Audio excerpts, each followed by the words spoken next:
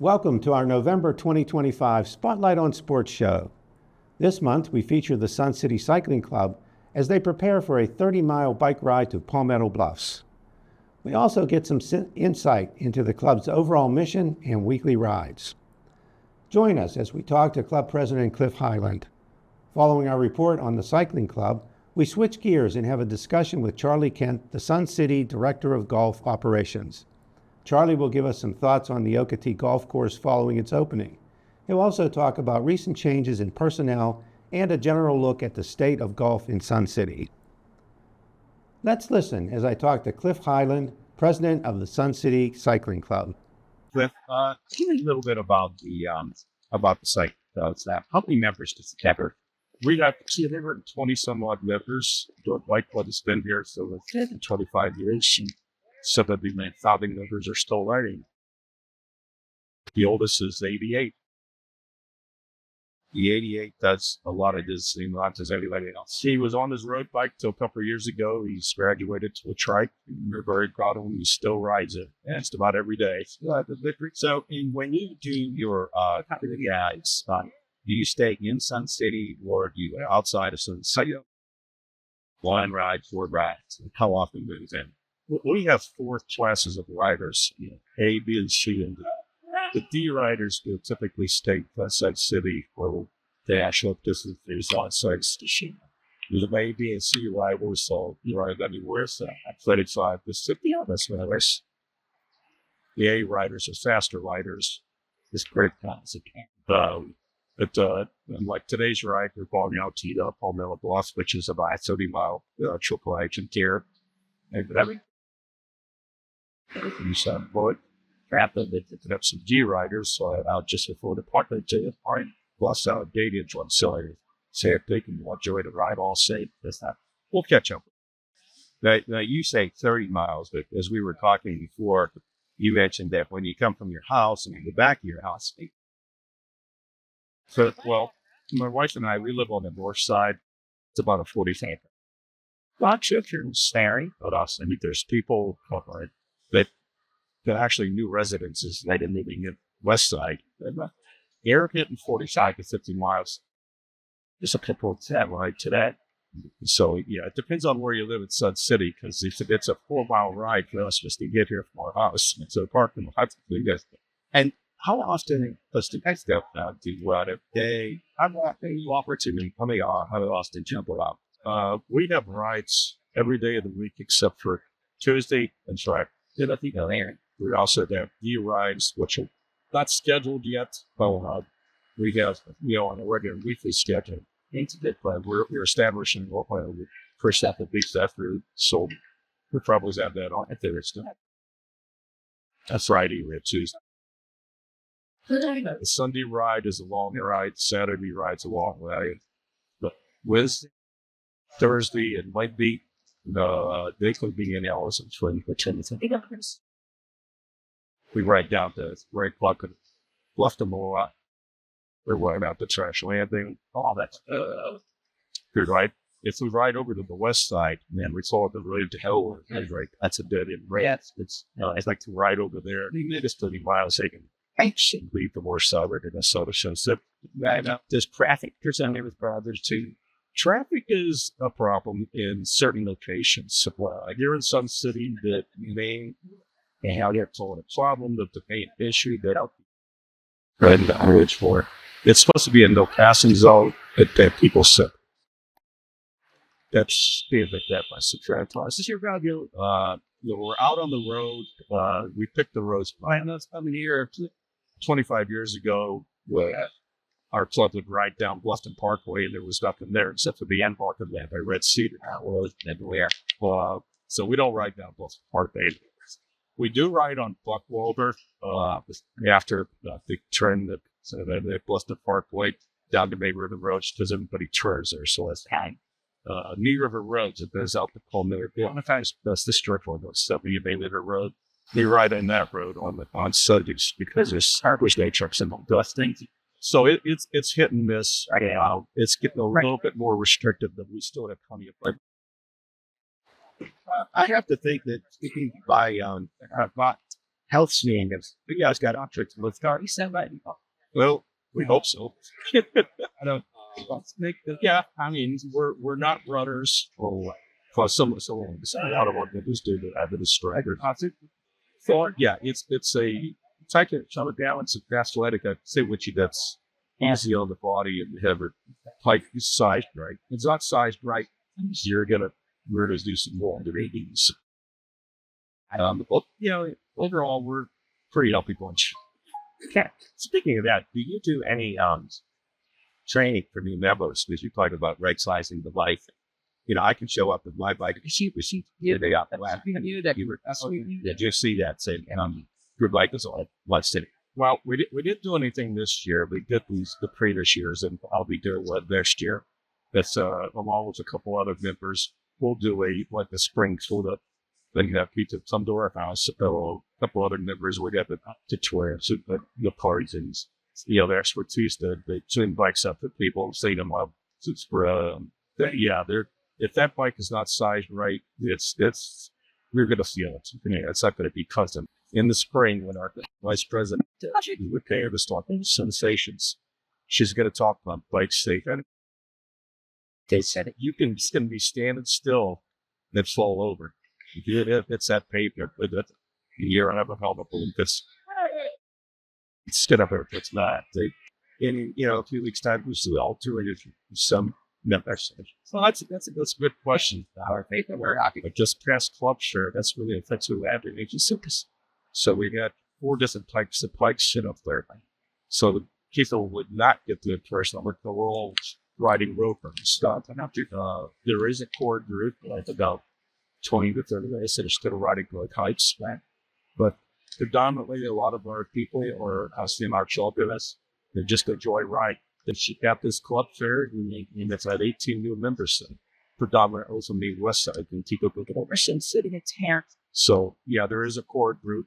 And so we get together and watch those general meetings and the show. So you can't hide. We have social activities and all the time. On the holiday party that they actually after the first in January because one we're gone. Yeah, it's just interest in United Port Royal, the ride Spanish Wall Street, and we're going to end up back at the week and watch the sunset.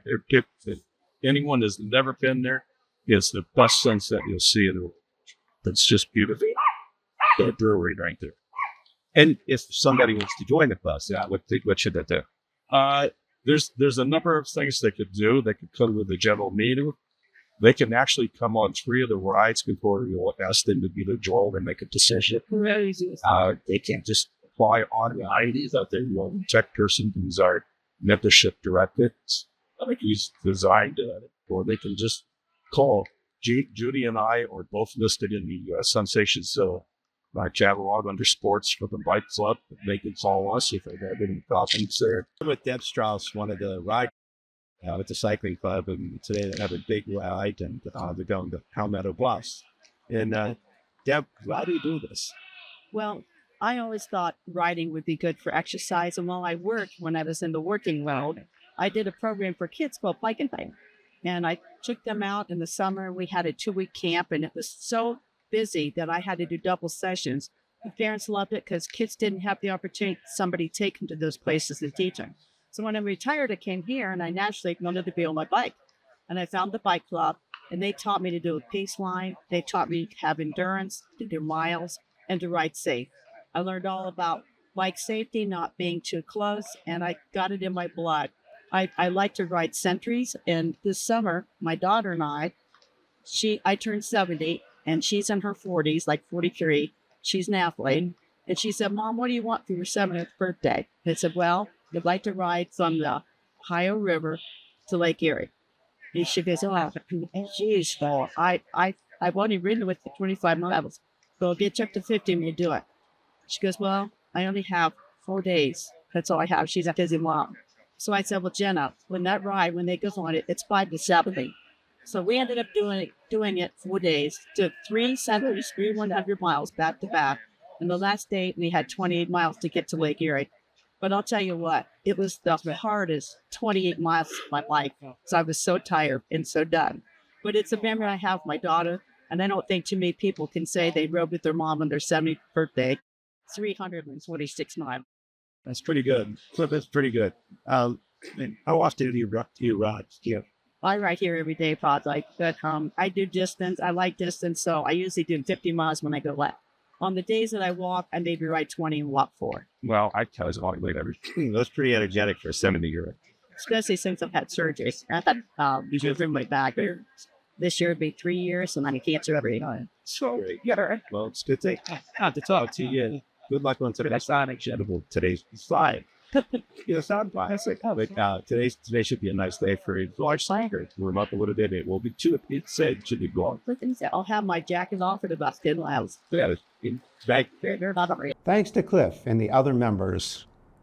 Now let's talk to Charlie Kent. Charlie, I know that Okatee Golf Course has been renovated, as everybody that's played it, and it's very nice, by the way.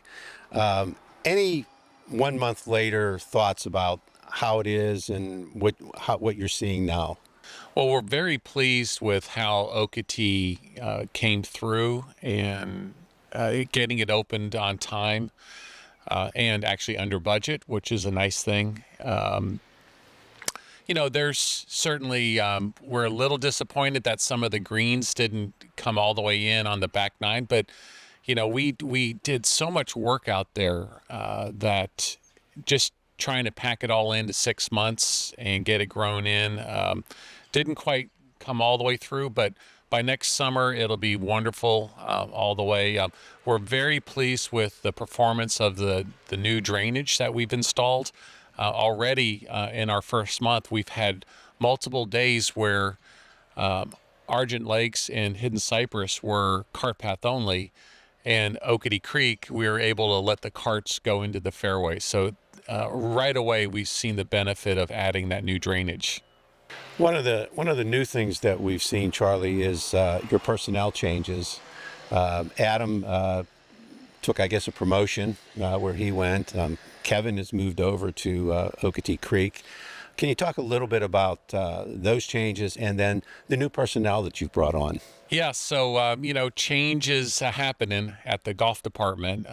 It all started several months ago with Nicole leaving us to pursue her master's and then doctorate in mathematics. So we're nothing but proud of her accomplishments and where she's going with her, with her life. And so, we started the search for a tournament director, and we landed on a really awesome young lady, Erica Boyd, who's also the daughter of some residents here.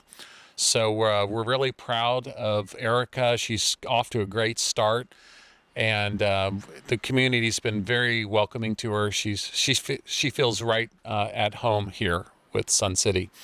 And then, we had Adam. Unexpectedly, he wasn't really looking to leave, but an amazing opportunity came his way to go to Hague Point over on Defusky Island.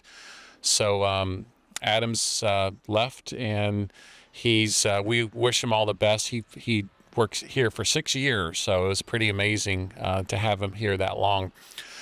With the change, with Adam leaving, Kevin was afforded the opportunity to move from Argent Lakes to Okatee, and he decided it was time for a change. And we're really happy to have Kevin's experience over at Okatee.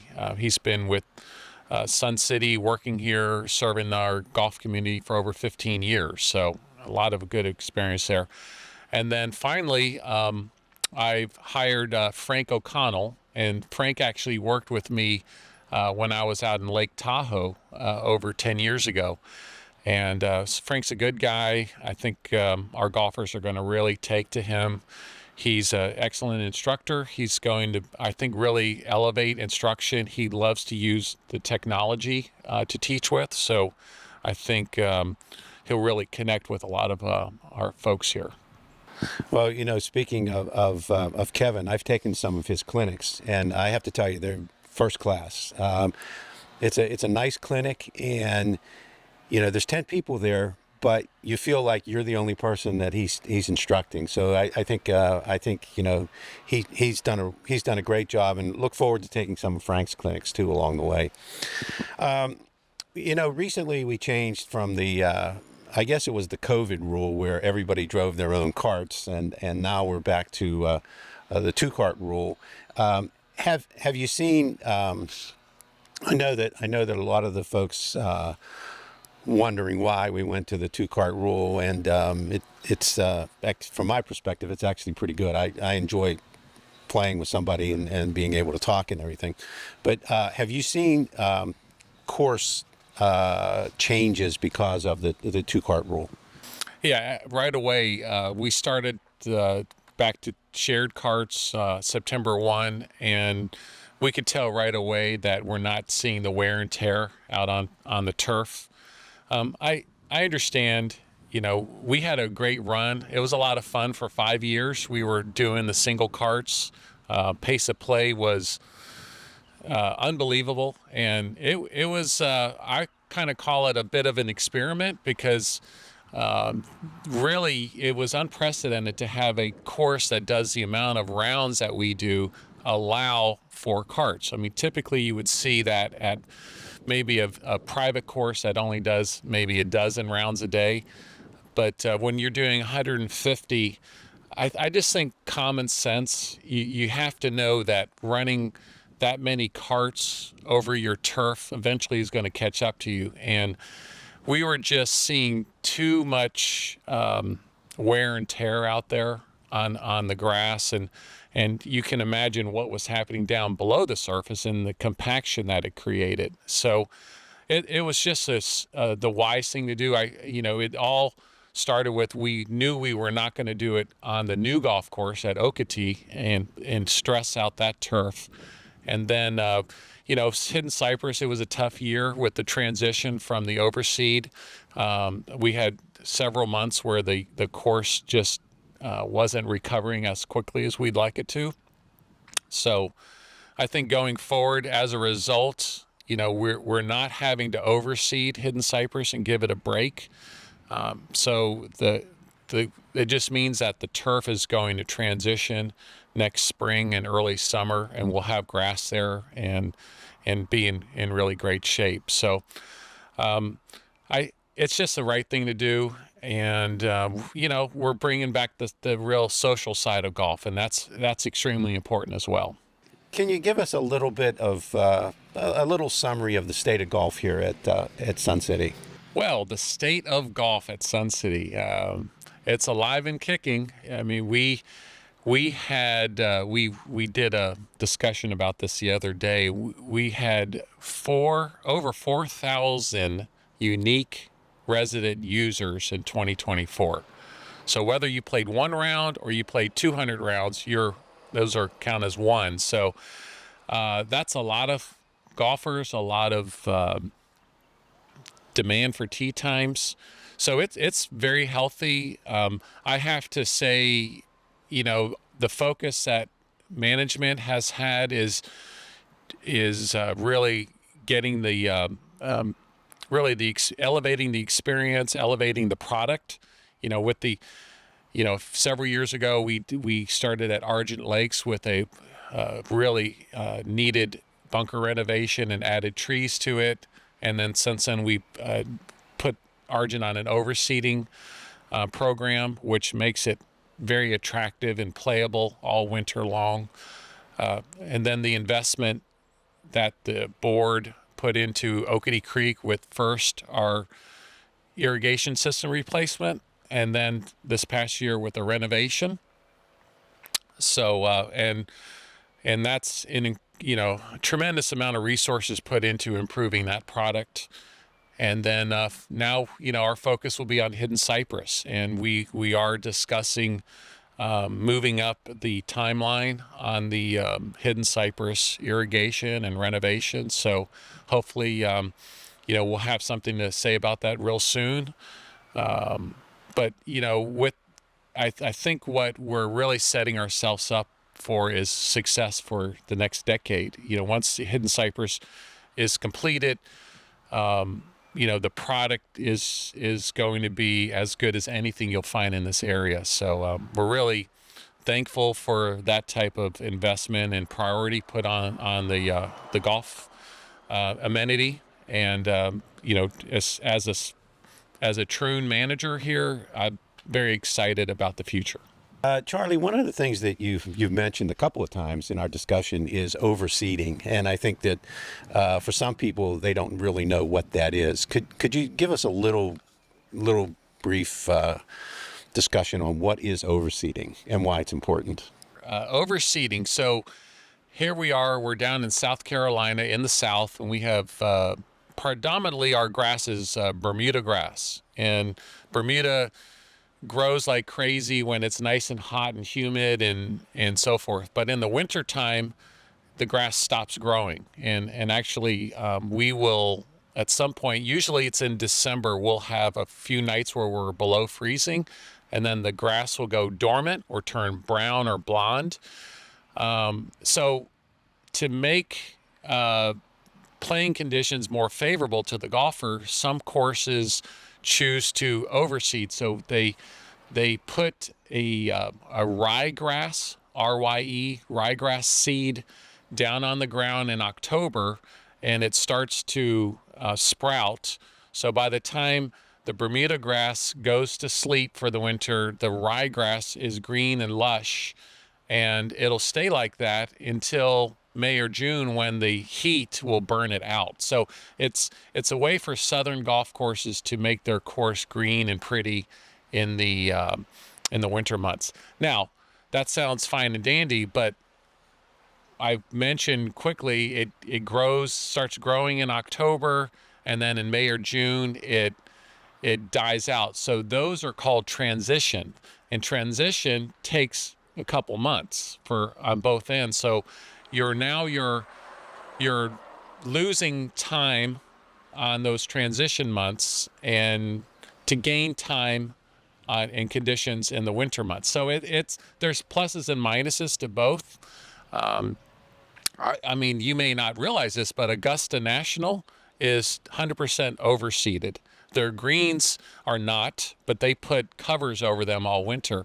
But their grass that they have you see on TV is actually a winter ryegrass, and that stuff dies out in May, and they have a kind of a brown, ugly golf course all summer long. So it's a practice that's used in the South, and I think for us it's something that we decided to do at Argent because the aesthetics of the golf course needed something to improve it in the winter months, and we feel like we get that with the overseed.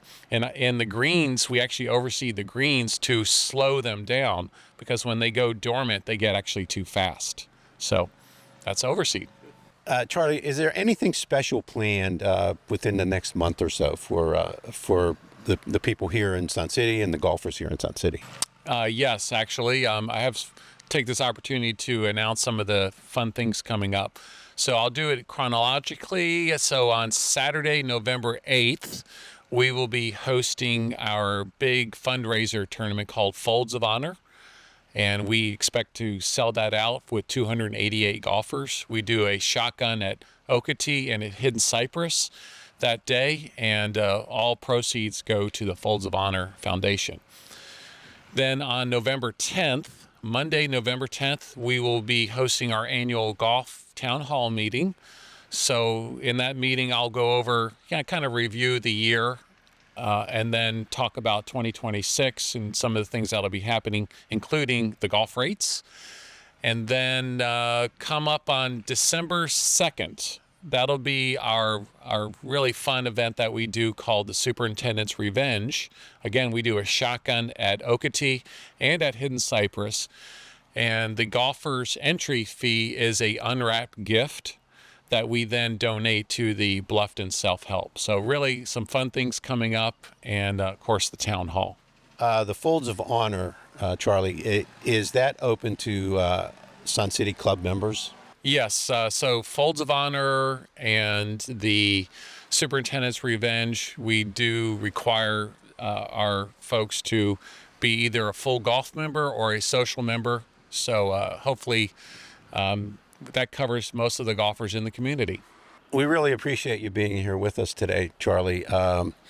You know, as a golfer, I know that I have some responsibilities too out there. I know that I have to carry my sand with me and fill in any divots that I have. You know, when we're on the green, to be careful how we're walking on the green and so forth. And I think that as golfers understand what their responsibilities are, that will help keep these courses in really great shape. I mean, we really like the golfers to look at it as their golf course and take care of your golf course. And we have so many folks that care tremendously. I mean, from filling their divots on the driving range with sand, we're seeing it out. We have an amazing Adopt a Hole program that volunteers go out late in the day and will go out and fill divots. Unfortunately, they have to go out and fill divots. So we hope that our golfers take so much pride in their courses that they fill their divots after they hit. Here's another little one that's a pet peeve of a lot of golfers. If you go in the sand, rake the sand, and then when you walk out of it, knock the sand off your shoe so you don't track it everywhere. Little things like that. But predominantly, you know, most of our golfers really do care and fill in their divots and fix their ball marks.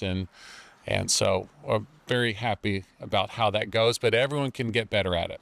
Well, we want to thank you, Charlie, for taking the time this morning. A little chilly here at Hidden Cypress, but thank you for taking the time with us to give us a little bit of insight into what's going on in the golf world and here at Sun City. It's I think to have 3 courses available to us in, you know, very close range. It's we don't want to take that for granted, and it's nice to have you here with us and give us some updates so we understand what's going on in the background. Thanks for being here today. I think it's so great to get information out to, you know, our residents, and I appreciate you guys coming out and supporting and getting the word out for us.